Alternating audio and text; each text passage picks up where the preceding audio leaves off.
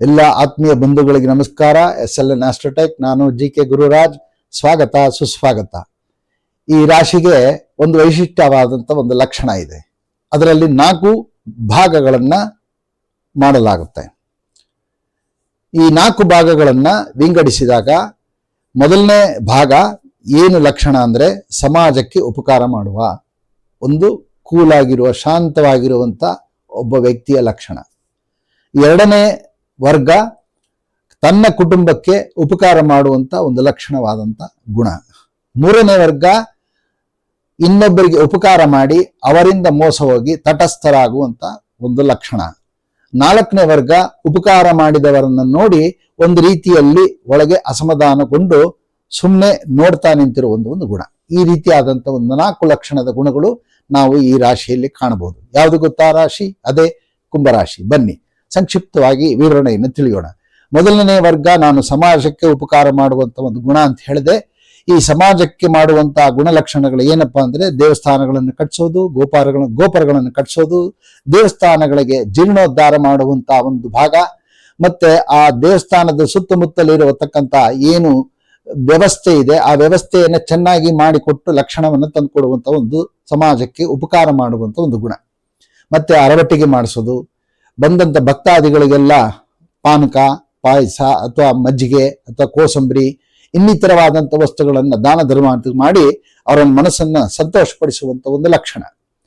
ಕೆರೆ ಬಾವಿಗಳನ್ನು ಕಟ್ಟಿಸೋದು, ಈ ರೀತಿಯಾದಂಥ ಸಮಾಜಕ್ಕೆ ಉಪಕಾರ. ಇನ್ನೂ ಅನೇಕ ರೀತಿಯಾದ ಸಮಾಜಕ್ಕೆ ಉಪಕಾರ ಇದೆ. ಆಸ್ಪತ್ರೆಯಲ್ಲಿ ಇರತಕ್ಕಂಥ ರೋಗಿಗಳನ್ನು ಗಮನ ಕೊಡೋದು, ಆಸ್ಪತ್ರೆಗಳನ್ನು ಕಟ್ಟಿಸೋದು, ಅಥವಾ ವಿದ್ಯಾರ್ಥಿಗಳಿಗೆ ವಿದ್ಯೆಯನ್ನು ಓದಿಸೋದು, ಈ ರೀತಿಯಾದಂಥ ಅನೇಕ ಸಮಾಜಕ್ಕೆ ಉಪಕಾರ ಮಾಡುವಂತ ಒಂದು ಗುಣ ಇದೆ. ಎರಡನೇ ವರ್ಗ ತನ್ನ ಕುಟುಂಬಕ್ಕೆ ಉಪಕಾರ ಮಾಡೋದು, ಅವರಿಗೆ ತನ್ನ ಕಷ್ಟನೇ ಅಂತ ತಿಳ್ಕೊಂಡು ಅವರಿಗೆ ಅನುಕೂಲ ಸ್ಥಿತಿಯನ್ನು ಮಾಡಿಕೊಡೋದು. ಮತ್ತೆ ಹೆಂಡತಿಯ ಸಹಕಾರನೂ ಇರುತ್ತೆ ಇಂಥವರಿಗೆ. ಈ ಕುಂಭರಾಶಿಯವರಿಗೆ ಸಾಮಾನ್ಯವಾಗಿ ಗಂಡ ಹೆಂಡತಿ ಬಹಳ ಸೊಗಸಾಗಿರ್ತಾರೆ.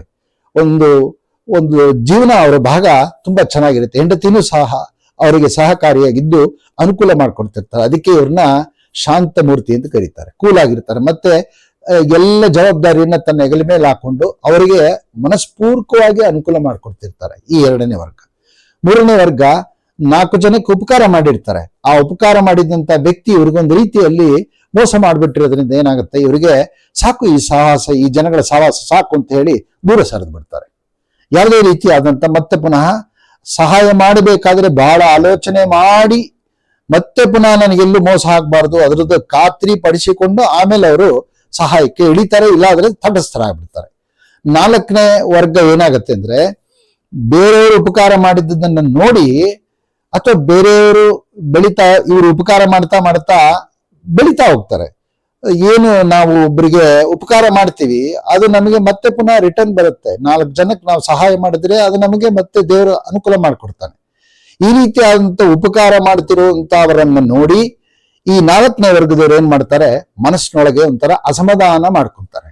ಈ ರೀತಿಯಾದಂತ ಈ 4ನೇ ವರ್ಗದ ಒಂದು ಲಕ್ಷಣ. ಇದೆಲ್ಲ ಕಾರಣ ಯಾಕೆ ಹೀಗೆಲ್ಲ ಆಗುತ್ತೆ ಅಂದ್ರೆ ಅವರವರ ಜಾತಕದಲ್ಲಿ ಅವರು ಹುಟ್ಟಿದಂತ ಕಾಲದಲ್ಲಿ ಆ ಗ್ರಹಗಳ ಪರಿಸ್ಥಿತಿ ಆ ರೀತಿಯಾದ ದೀಪ್ತಾವಸ್ಥೆ, ಬಾಲ್ಯಾವಸ್ಥೆ, ಯೌವನಾವಸ್ಥೆ, ವಾರ್ಧಕ್ಯ ಅವಸ್ಥೆ, ಮತ್ತೆ ನಾನಾ ರೀತಿಯಾದಂತ ಅವಸ್ಥೆಗಳು ಈ ಗ್ರಹಗಳಿಗೆ ಭಗವಂತ ಕೊಟ್ಟಿರ್ತಾನೆ.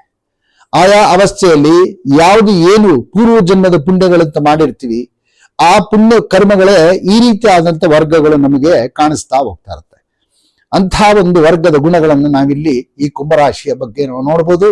ಅಂತ ವೈಶಿಷ್ಟ್ಯವಾದಂಥ ಲಕ್ಷಣ. ಅದಕ್ಕೆ ಇವರು ತ್ಯಾಗಮೂರ್ತಿ, ಶಾಂತ ಮೂರ್ತಿ, ಕೂಲಾಗಿರ್ತಾರೆ, ಮತ್ತೆ 4 ಜನಕ್ಕೆ ಮನಸ್ಪೂರ್ವಕವಾಗಿ ಅನುಕೂಲ ಮಾಡಿಕೊಡ್ತಾರೆ ಅನ್ನೋದಕ್ಕೆ ಈ ರಾಶಿಗೆ ಕುಂಭರಾಶಿ ಅಂತ ಕರೀತಾರೆ. ಇನ್ನೊಬ್ಬರಿಗೆ ಉಪಕಾರ ಮಾಡ್ಲಿಕ್ಕಾಗೆ ಇವರೊಂದು ರೀತಿ ದೇವರಲ್ಲಿ ಕೇಳ್ಕೊಂಡ್ ಬಂದಿರ್ತಾರೆ. ಅಂತ ಒಂದು ಮೂರ್ತಿ ಅಂತಾನೆ ಹೇಳ್ಬೋದು. ಅನೇಕ ಜನ ಉಪಕಾರ ಮಾಡಿದವರು ಏನ್ ಮಾಡ್ತಾರೆ, ಅವರಿಗೆ ಸೈ ಅಂತಾರೆ, ಬಹುಪರಾಗ. ಈ ರೀತಿಯಾದ ಒಂದು ಲಕ್ಷಣ ಈ ಕುಂಭರಾಶಿಯಲ್ಲಿದೆ. ಹಾಗಾಗಿ ಈ ಕುಂಭರಾಶಿಗೆ ಒಂದು ವೈಶಿಷ್ಟ್ಯ. ಅದಕ್ಕೆ 11ನೇ ಸ್ಥಾನ ಭಗವಂತ ಕೊಟ್ಟ. ಚೆನ್ನಾಗಿ ಕರ್ಮ ಮಾಡ್ತಾರೆ, ಆ ಕರ್ಮದಿಂದ ಉಪಕಾರ ಮಾಡಿ ಪುನಃ ಮತ್ತೆ ಜನ್ಮಾಂತರದಲ್ಲಿ ಲಾಭವನ್ನು ಪಡೆದು ಮನಸ್ಪೂರ್ವಕವಾಗಿ ಭಗವಂತನಿಗೆ ಸಮರ್ಪಣೆ ಮಾಡಿ ಶ್ರೀಕೃಷ್ಣಾರ್ಪಣ ವಸ್ತು ಅಂತ ಹೇಳಿ ತನ್ನ ಜೀವನವನ್ನ ಸಾಗಿಸ್ತಾರೆ ಅಂತ ಹೇಳ್ತಾ ಈ 4 ಮಾತನ್ನು ಮುಗಿಸ್ತಾ ಇದ್ದೀನಿ. ಫಾಲೋ ಮಾಡಿ ಇನ್ನಿತರ ವಿಡಿಯೋಗಳಿಗೆ, ಹಾಗೂ ಲೈಕ್ ಮಾಡಿ, ಶೇರ್ ಮಾಡಿ, ಮತ್ತೆ ಸಬ್ಸ್ಕ್ರೈಬ್ ಮಾಡೋದು ಮರಿಬೇಡಿ. 4 ಜನಕ್ಕೆ ಶೇರ್ ಮಾಡಿ. ಕಮೆಂಟ್ ಬಾಕ್ಸ್ ಅಲ್ಲಿ ಎಸ್ ಆರ್ ನೋ ಅಂತ ತಿಳಿಸಿ ಅಂತ ಹೇಳ್ತಾ ಈ 4 ಮಾತನ್ನು ಮುಗಿಸ್ತಾ ಇದ್ದೀನಿ. ಧನ್ಯವಾದಗಳು.